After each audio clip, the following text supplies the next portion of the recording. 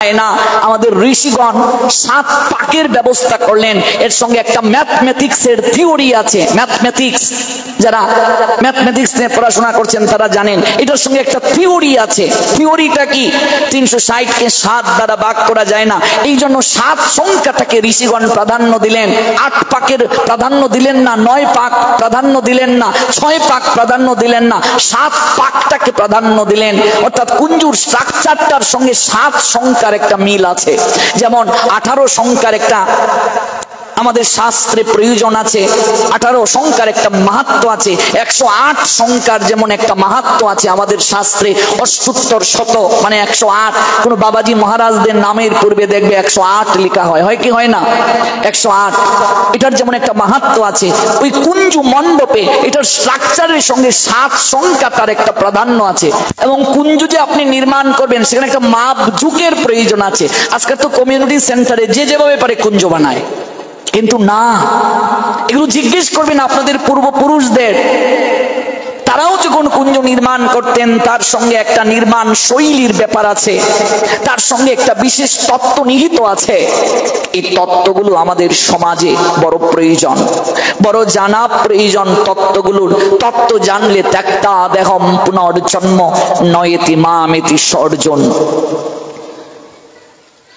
ওই তত্ত্ব জেনে যখন আমরা সংসার করব তখন পরস্পরের প্রতি একটা সম্মান থাকবে।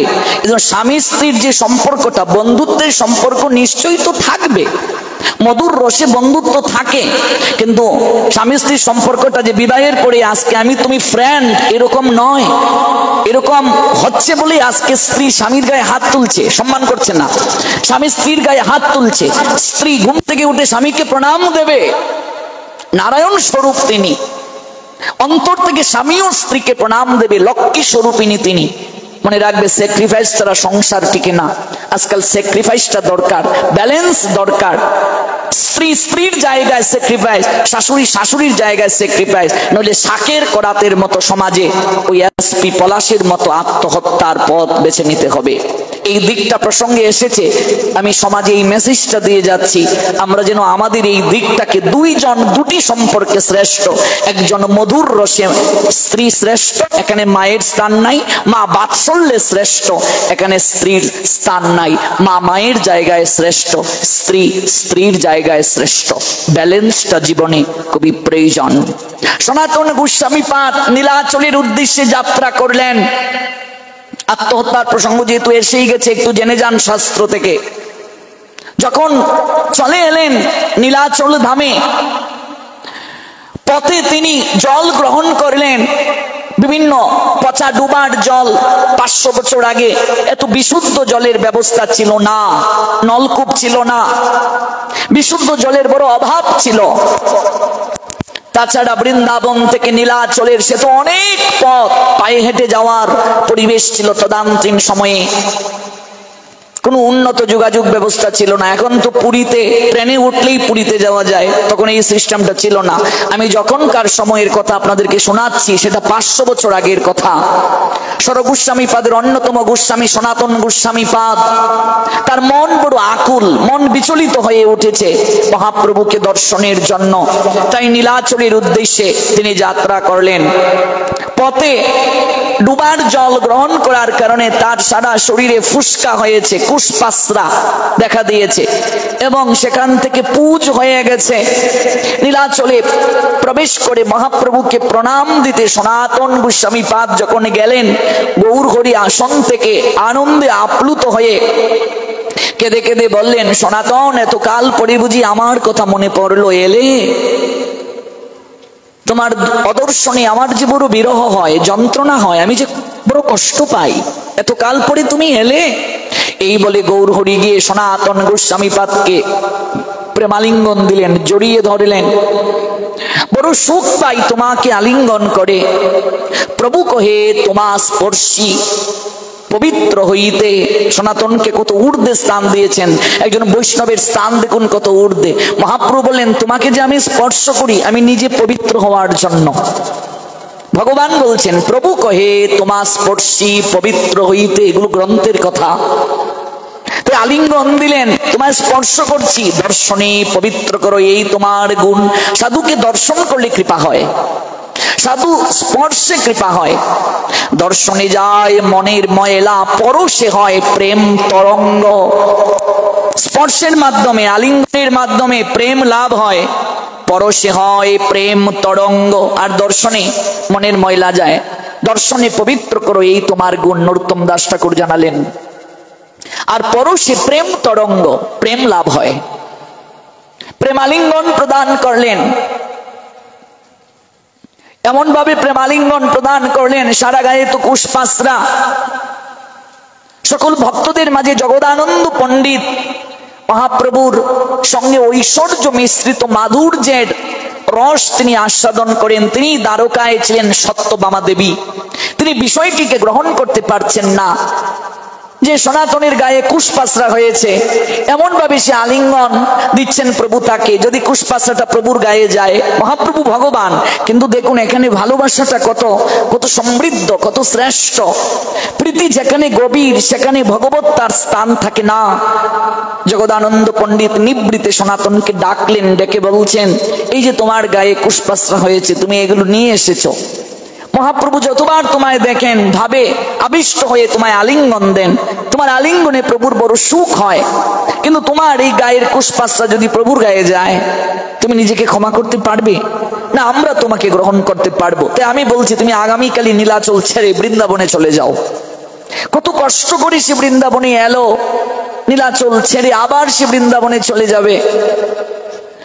মানতে পারছে না, কিন্তু আবার কিছু বলতেও পারছে না। দুর্ভাগ্যের কথা স্মরণ করে অজুর দ্বারায় কেঁদে কেঁদে মহাপ্রভুর নৈকট্যে গিয়ে প্রণতি নিবেদন করে বিদায় প্রার্থনা করছে, প্রভু তুমি আমায় বিদায় দাও। কোথায় যাবে?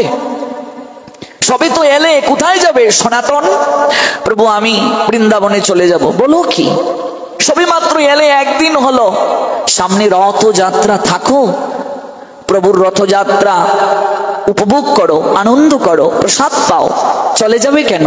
কতকাল পরে এলে সনাতন, তোমায় দেখে বড় আনন্দ পাই আমি, তোমার স্পর্শে আমার বড় আনন্দ হয়, তুমি আমার অন্তরঙ্গ ভক্ত, তুমি থাকো না।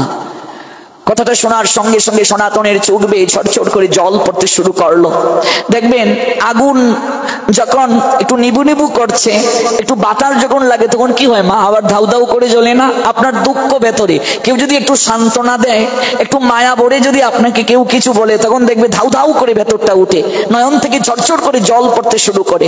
কথাটা শোনার সঙ্গে সঙ্গে চোখ বেয়ে ঝরঝর করে জল পড়তে শুরু করলো। কাঁদছো কেন? বলো না, আমার এখানে থাকাটা সমীচীন হবে না প্রভু। বলো কি? কেন? কি হয়েছে? কেউ তোমায় কিছু বলেছে? না, আমার গায়ে কুশপাসরা, তুমি বারবার আমায় জড়িয়ে ধরো, বিষয়টা সবাই মেনে নিতে পারছে না। তোমার যদি কিছু হয়, কে বলেছে তোমায় এই কথা? জগদানন্দ দাদা আমায় চলে যেতে বলেছেন, তুমি জগদানন্দ দাদাকে কিছু বলবে না। গৌর হরি ক্রোধান্বিত হয়ে বলছেন, সাহস কত জগার, সে তোমাকে শাসন করে তোমায় চলে যেতে বলে?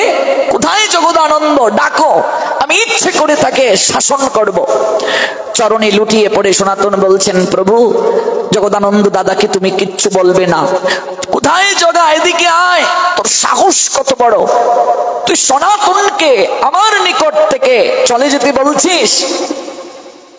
গৌর হরির দুটো চরণ জড়িয়ে ধরে সনাতন গোস্বামী পাদ অজুর দ্বারায় কাঁদছেন আর বলছেন, প্রভু আমি জানতাম তুমি আমায় অনেক ভালোবাসো, কিন্তু আজ আমি জানলাম, আজ আমি উপলব্ধি করলাম, তুমি আমায় যতটা না ভালোবাসো, তার থেকে অধিকতর তুমি জগদানন্দ দাদাকেই ভালোবাসো। কেন? আমি এত বছর যাবৎ তোমার সঙ্গে থাকি, কই তুমি তো, আমি কোনো ভুল করলে তুমি আমায় এমন করে শাসন করো না, আমি কোনো ভুল করলে তুমি আমায় প্রহার করো না, মারতে যাও না। জগদানন্দ দাদা আমায় একটা কথা বললো আমায় চলে যাওয়ার জন্য, তুমি তাকে মারতে যাচ্ছ, শাসন করছো।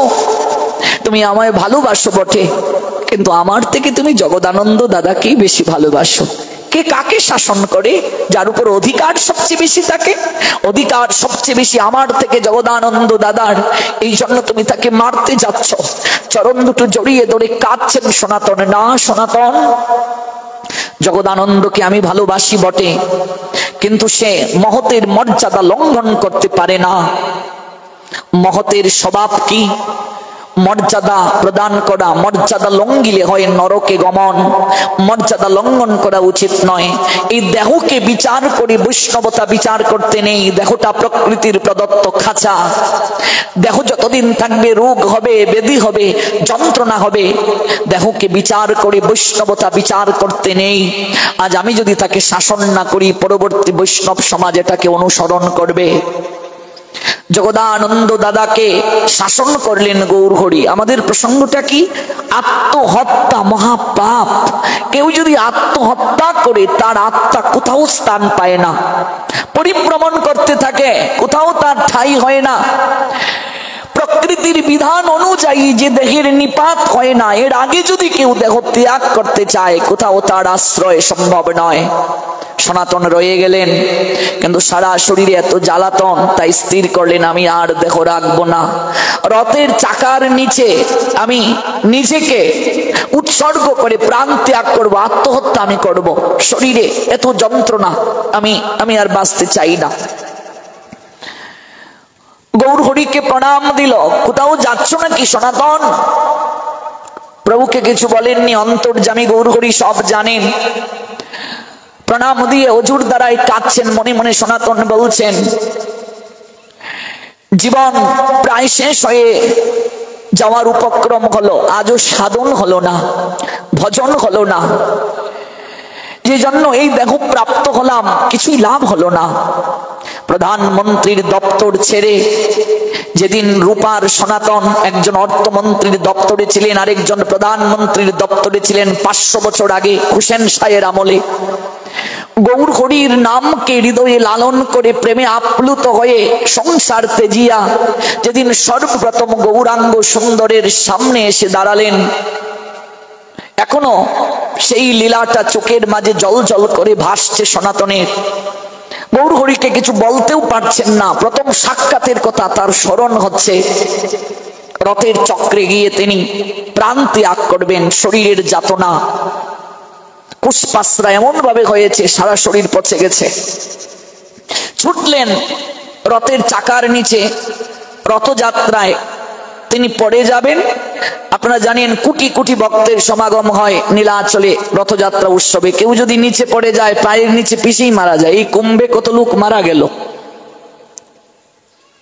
রথের চাকার নিচে প্রাণ ত্যাগ করবেন এই আশায় যাচ্ছে সনাতন। কিন্তু গৌরহরি পিছন থেকে ডাকছেন, সনাতন কোথায় যাচ্ছ? মরতে মরতে যাচ্ছ? প্রাণ ত্যাগ করতে যাচ্ছ? আত্মহত্যা করতে যাচ্ছ? মনে কি পড়ে সনাতন? তুমি এই দেহ আমাকে দান করে দিয়েছিলে। তোমার এই দান আমাকে দান করে দেওয়া, তোমার এই দেহ দান করেছো আমায়। যেদিন তুমি প্রধানমন্ত্রীর দপ্তর ত্যাগ করে সর্বপ্রথম আমার নিকটে এসেছিলে, সেই দিনটার কথা কি মনে পড়ে? সনাতন, তোমরা দুটি ভাই অমর আর সন্তোষ। নাম সনাতন আর রূপ ছিল না, পারিবারিক নাম অমর সন্তোষ। হুসেন শাহ নাম দিয়েছিলেন সাকর মল্লিক আর দবির খাস। মনে পড়ে? রাতের আধারে স্বর্ণ মুদ্রা প্রহরীকে দিয়ে কারাগার থেকে মুক্ত হয়েছিলে। কাঁদতে কাঁদতে তোমরা দুই ভাই সর্বপ্রথম আমার চরণে যেদিন এসেছিলে, মাথার মাঝে দুটা বুঝা বহন করে এসেছিলে, আর দাঁত দিয়ে একটা ঘাসকে চিবিয়ে ধরেছিলে। অদূরে দাঁড়িয়ে রয়েছিলে তোমরা, নৈকট্যে আসতে সাহস পাওনি। মনে কি পড়ে সনাতন? আমি ডেকেছিলাম কাছে আসো, মাথায় বোঝা কিসের আর দাঁত দিয়ে ঘাস চিবিয়ে রাখিস কেন? ঘাস তো মানুষের আহার নয়, ঘাস তো তৃণভোজী প্রাণী যারা তারা আহার করে ভোজন করে, ওই দাঁত দিয়ে ঘাস চিবিয়ে রাখিস কেন? সেদিন বলেছিলে তোমরা দুই ভাই, মনে পড়ে সনাতন? প্রভু, এই সংসারের বিষয়ের বোঝা অনন্তকাল ধরে মাথায় বহন করে দিনাতিপাত করেছি। গাধা যেমন সারাটা দিন বোঝা বহন করে, দিন শেষে তাকে কিছু তৃণ দিলে, ঘাস দিলে সেগুলো গ্রহণ করে তার ক্ষুধা নিবৃত্তি করে আর একটু স্ত্রী সঙ্গ করে সে আনন্দে দিন কাটায়। আমরাও গাধার নিয়ে সংসারে বিষয়ের ভার, স্ত্রী পুত্র কন্যা পরিবার পরিজনের ভার বহন করে গাধা হয়ে গেছি। আজকে বিষয়ের বোঝা, যে বোঝা অনন্তকাল ধরে বিভিন্ন জুনিতে বিভিন্ন জঠরে পরিভ্রমণ করে, সারাটা জীবন অনন্তকাল ধরে যে বোঝা মাথায় বহন করে দিনাতিপাত করেছি, আজ সেই বিষয়ের বোঝা সারাটা জীবনের জন্য মস্তক থেকে নামিয়ে তোমার চরণে উৎসর্গ করার জন্য এসেছি পরম দয়াল শ্রী গৌর হরি।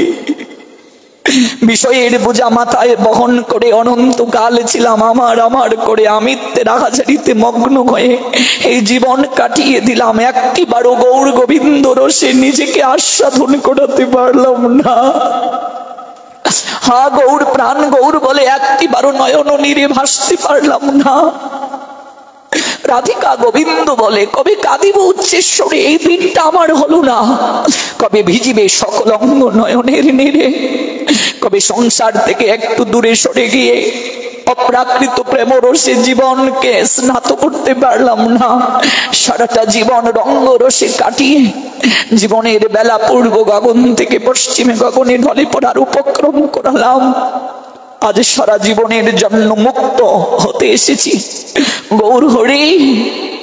এই বিষয়ের বোঝা মাথায় বহন করে শুধু আমি নই, সংসারের প্রতিটা জীব আছে জগৎকে বুঝানোর জন্য। সংসারী জীব আর কত ওই বোঝা বহন করবে? তোমরা পশু হয়ে গেছ, পশু। পশু তৃণভোজী প্রাণী যেমন একটু ঘাস খেয়ে সারা জীবনের পরিশ্রম, সারা দিনের পরিশ্রমকে পরিশ্রম মনে করে না, ওই দন্ত দ্বারা একটা ঘাসকে চিবিয়ে ধরে সেদিন তোমরা দাঁড়িয়েছিলে আমার নৈকট্যে।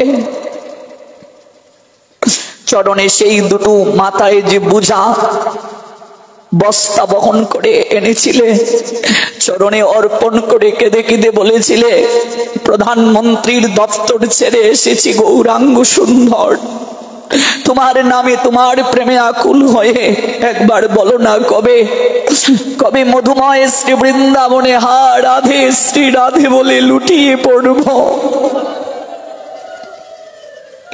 রাধিকা গোবিন্দ বলে কবে কাঁদবো উচ্চেশ্বরে, কবে ভিজবে সকল অঙ্গ নয়নের নীরে।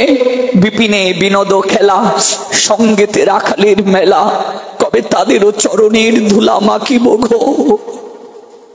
কবে সেই দিন হবে আমাদের? সেদিন তুমি যে দেহ দান করে দিয়েছিলে, যে দেহ আমার, ওই দেহ তুমি আত্মহত্যা করে বিনষ্ট করতে চাচ্ছ।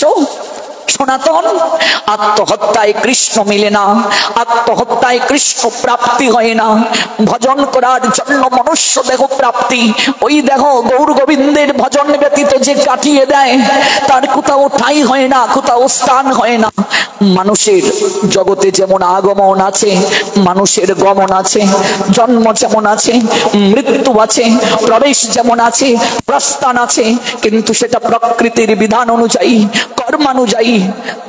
সঠিক সময়ের আগে ওই দেহ নিপাত করা কারো উচিত নয়। যাবে কি করে? সাধক কি করে যায়? সাধকের কামনা কি হবে? হগো নামের মালা লইয়া গলে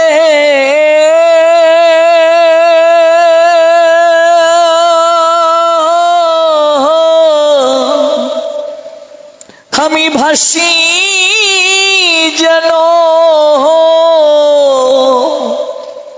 নয়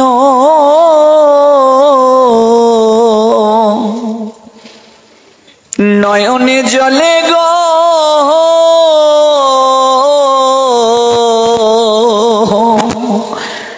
হগো নামের মালা আমি লইয়া গলে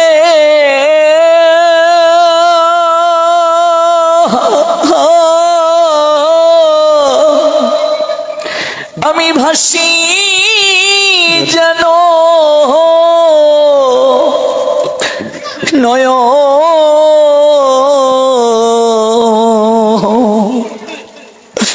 নয়নে জলে গো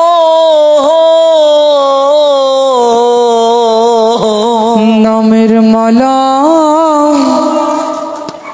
আমি লইয়া গলে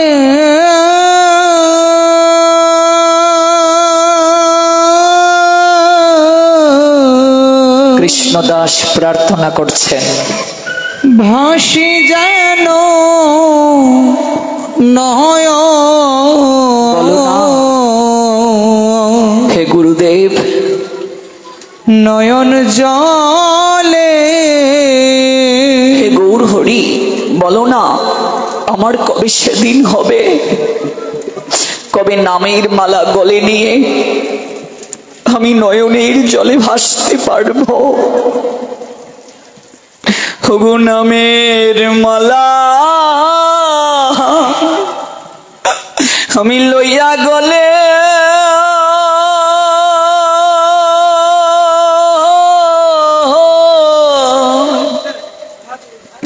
আমি ভাসি যেন, আমি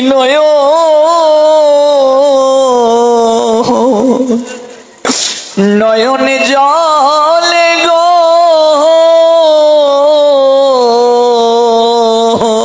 নামের মালা আমার কবে সেই দিন হবে, আমি লইয়া গলে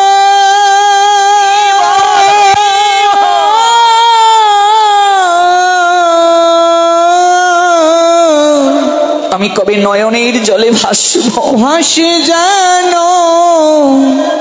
নয়ন, কবে নামের মালা গলে নিয়ে নয়নের জলে আমি ভাসব, বলো না নয়ন জলে গো, আমার কবে সেদিন হবে। ভক্তের চরণে ধুলি লইয়া মাথা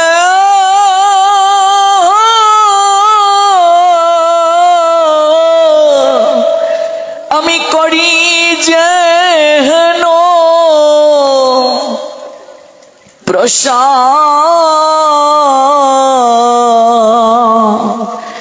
প্রসাদে গিয়া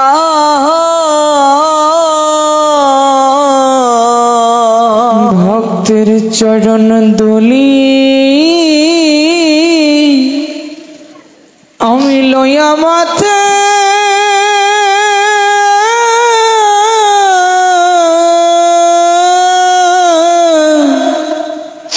করে জানো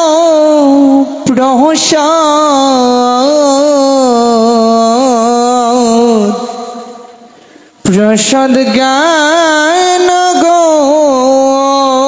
ভক্তের চরণের দুলি মস্তকে নিয়ে প্রসাদ জ্ঞান করে কবে সম্মান শ্রদ্ধা করতে পারবো, কবে ভক্ত পদরজ সারা গায়ে মেখে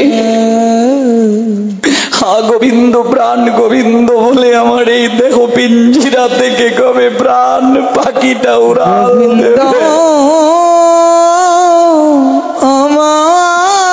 প্রার্থনা করছেন গুরু বৈষ্ণব ভগবান চরণে একজন সাধুকে, এটাই তো জীবনের শ্রেষ্ঠ কামনা, শ্রেষ্ঠ প্রার্থনা, কবে যেন তোমার নাম নিয়ে জগৎ থেকে যেতে পারি। আমি নামের মালা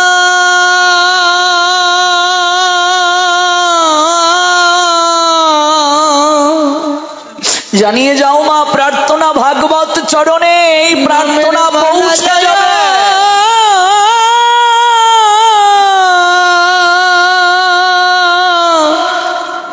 লইয়া গলে সংসারে আগমন হয়েছে, যেতে হবে, চিরকাল থাকার এটা জায়গা না। এই বাবার তিরুদান তিথি মহোৎসব আমাদের এই তত্ত্ব জানিয়ে যাচ্ছে, শুনো, চিরকাল থাকার এটা জায়গা না। তোমারও একদিন তিরুদান হবে, তিরুভাব হবে, মানে মৃত্যু হবে। বাবাকে জনৈক ভক্তগণ কেঁদে কেঁদে বলেছিলেন, ও বাবা তুমি তো আরো কিছু কাল থাকতে পারো। বাবা বলছেন, প্রকৃতির বিধান অনুযায়ী যার আশা হয় তাকে একদিন যেতে হয়। আমরা যে যাব, কি নিয়ে যাব, কতটা প্রস্তুতি নিয়েছি। ও মা, ববের ঘাটের কড়ি সংগ্রহ হয়েছে, কতটা প্রস্তুতি নিলাম। এই দেহের দেহের পূর্ণিমা যৌবন থাকবে না চিরকাল। অমাবস্যা আসবে, সন্ধ্যা ঘনিয়ে আসবে, মৃত্যু নামক তক্ষক সর্প পিছনে আসছে দংশন করার জন্য। পরীক্ষিতের মতো যারা ভাগবত আঁকড়ে ধরবে, গৌর গোবিন্দের কথা অমৃত আস্বাদন করবে, তাদেরই কেবল গোবিন্দ রথ পাঠাবেন তাদের জন্য। তুমি পারে করতা আমি শুনি বর্তা, যেতে হবে সবাইকে। তুমি পারে করতা আমি শুনি চিরকাল বর্তা। কেউ থাকবে না। তাই বেলা 10টা যখন বেজে গেল, সকাল বেলা বাবা সংবাদ নিলেন আশ্রমবাসী সবার আহার হয়ে গেছে। সকালে মেঘাচ্ছন্ন ছিল গগন, ভক্তগণের আনন্দ ছিল। বাবা বলছেন পূর্ব গগনে উজ্জ্বল কিরণ হবে, রবির কিরণ। আমি ব্রহ্মলোকে পৌঁছব রে, কিন্তু মেঘাচ্ছন্ন সূর্য নেই। বাবা হয়তো আজ যাবেন না, থাকবেন আমাদের মাঝে। কিন্তু ধীরে ধীরে সূর্য উজ্জ্বল কিরণ ছড়ালো, পরিষ্কার হলো। সূর্য অতি উজ্জ্বল ভাবে কিরণের জাল বিস্তৃত করছে। ব্রহ্মচারী বাবা সকল ভক্তগণের দিকে একবার দৃষ্টি নিক্ষেপ করলেন, এই যে তার কৃপা দৃষ্টি। গুমুক আসনে বসলেন। এই যে আসনে বসা, এটাকে বলে গুমুক আসন। গুমুক আসনে বাবা বসলেন। তার পিঠ পিছনে একটা কাঠের তক্তায় ঠেস দেয়া ছিল। যুগ বলে তার আত্মা, সেখান থেকে তিনি বের করলেন। দেহ স্থির হলো, চক্ষু পলকহীন। সকল ভক্তের উৎকণ্ঠিত চক্ষু বাবার দিকে প্রসারিত। বাবার সমাধি হয়েছে। ঘন্টার পর ঘন্টা কেটে গেল, সমাধি ভাঙছে না। ও বাবা কথা বলো, দূর থেকে সবাই ডাকছে। 2 ঘন্টা অতিক্রম হওয়ার পর ধ্যান ভঙ্গ হলো না। কোন ভক্ত ডুকরে কেঁদে উঠলেন, বাবা বোধহয় আর আমাদের মাঝে নাই। আগ্রহে বাবার দিকে সবার চক্ষু নড়ছে না। 11:55 তখন ভক্তগণ মিলে পরামর্শ করলেন বাবার দেহটাকে স্পর্শ করা উচিত। জানকী ব্রহ্মচারী, যিনি বাবার শেষ সময়ে সবসময় নিত্য সেবায় ছিলেন, জানকী ব্রহ্মচারী, সেই জানকী ব্রহ্মচারীর উপর দায়িত্ব হলো বাবার দেহকে স্পর্শ করার জন্য। জানকী ব্রহ্মচারী বাবার দেহকে স্পর্শ করলেন, নিথর দেহটা লুটিয়ে পড়লো। বাবা অনন্তকালের জন্য নিত্য লোকে গমন করলেন, ইহ জগতের লীলা সংবরণ করলে তিরুদান হলো লোকনাথ ব্রহ্মচারী বাবার। নিতাই গৌ ত্রিকালদর্শী মুক্ত মহামানব বাবা চলে গেলেন, বলে গেলেন আমি অজ নিত্য শাশ্বত অনন্তকাল ধরে তোদের পাশে আছি রে। একবার বাবা বলে আমায় ডাকবি, দেখবি আমি সতত আছি তোদের সঙ্গে। সেই জানকী ব্রহ্মচারী বাবার দেহটাকে কুলে নিয়ে অজুর দ্বারায় কাঁদতে শুরু করলেন। আশ্রমের এক চন্দন কাঠের মহাচিতা সজ্জিত করা হলো। ভক্তগণ বাবার পূর্ণ দেহকে শেষবারের মতো স্পর্শ করে চিতায় স্থাপন করলেন। তারপর বাবার নির্দেশ অনুযায়ী রামকুমার চক্রবর্তী বৈদিক মন্ত্র উচ্চারণ করে বাবার মুখাগ্নি করলেন। যে দেহে নিত্য অগ্নি বাস করে সেই দেহকে তিনি গ্রহণ করলেন। দাহক্রিয়া সম্পাদন হলো। সেই রামকুমার কাশী গিয়ে মণিকর্ণিকার ঘাটে যখন আবার ধ্যান করেছিলেন, সেখানে বাবাকে পেয়েছিলেন। বাবা জানিয়েছিলেন আমি নিত্য শাশ্বত। মমতা ভরি ভক্ত যখন আমায় ডাকে, সেই প্রার্থনাটা পূরণ হয়েছিল। গতকাল বলেছিলাম ত্রিপুরার দাউদকান্তি গ্রামে এক চাষির মেয়ে রান্না করে যখন বাবা বলে ডাকতো, বাবা বাবা বারোদিতে ছিলেন, কিন্তু ওই দাউদকান্তি গ্রামে গিয়ে সেই চাষির কন্যার ভোজন গ্রহণ করতেন। বাবা চলে যাওয়ার পরও ওই ত্রিপুরার দাউদকান্তি গ্রামের একনিষ্ঠ লোকনাথ ব্রহ্মচারীর ভক্ত সেই মেয়েটি, চাষির মেয়েটি সংবাদ পেয়েছিল বাবা চলে গেছেন। তখনও যখন রান্না করে বাবা বলে ডাকতো, বাবা সামনে আবির্ভূত হয়ে তার আহার গ্রহণ করতেন। একজন দিব্যযোগী, একজন ত্রিকালদর্শী, তিনি যদি এমন হন, তিনি যদি যোগ সাধনায়, তিনি যদি সাধনায় সিদ্ধ হয়ে এমন অহৈতুকী শক্তি অর্জন করেন, আর সকল শক্তি যে ভগবান অনাদি আদি গোবিন্দ থেকে আসে, তার চরণে যদি আমরা একনিষ্ঠভাবে প্রেম ভক্তি অর্পণ করি, নিশ্চয়ই আমাদেরও প্রেম লাভ হবে। ত্রিকালদর্শী মুক্ত মহামানব লোকনাথ ব্রহ্মচারী বাবার এই যে তিরুদান তিথি, শ্রী শ্রী লোকনাথ বাবার উৎসব উদযাপন কমিটি প্রতি বছর পালন করছেন।